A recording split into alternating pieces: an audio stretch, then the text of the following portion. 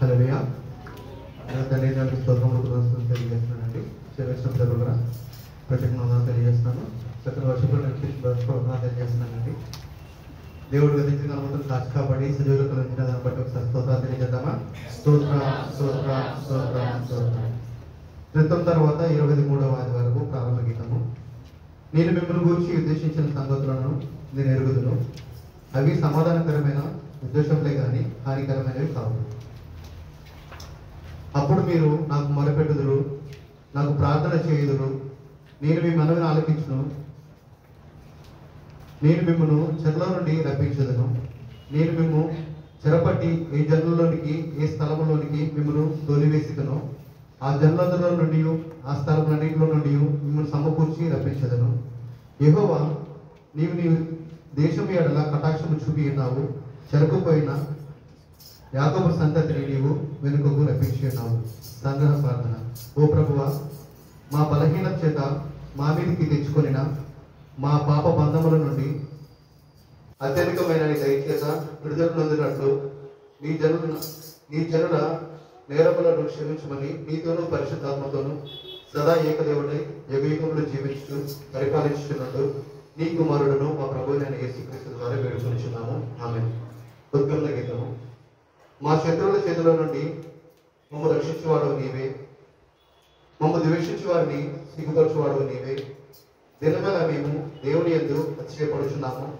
నీ నామమును బట్టి నిత్యము మేము కృతజ్ఞతాస్తుతులు చెల్లించుచున్నాము. హల్లెలూయా, హల్లెలూయా. యెహోవా యందు భక్తి గల వారులారా, యెహోవా యందు నమ్మకించుడి. ఆయన వారికి సహాయము, వారికి కీడము. హల్లెలూయా.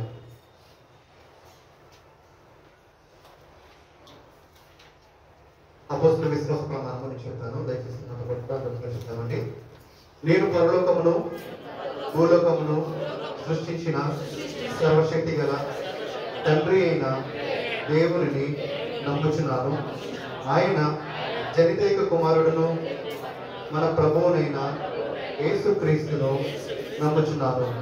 ఈయన పరిశుద్ధాత్మ చేత గర్భంగా ధరింపబడి కన్య అయిన మరియ నుండి పుట్టి పొంతి పిలాతు క్రింద శ్రమపడి సిలువ వేయబడి చనిపోయి సమాధి చేయబడినాడనియు పాతాళంలోనికి దిగి చనిపోయిన వారిలో నుండి 3వ దినమున లేచి పరలోకమునకెక్కి సర్వశక్తి గల తండ్రి అయిన దేవుని కుడి చేతి వైపు కూర్చుండి ఉన్నాడనియు జీవించు వారికి చనిపోయిన వారికి న్యాయము తీర్చుటకు అక్కడ నుండి వచ్చిననియు నమ్ముచున్నాను.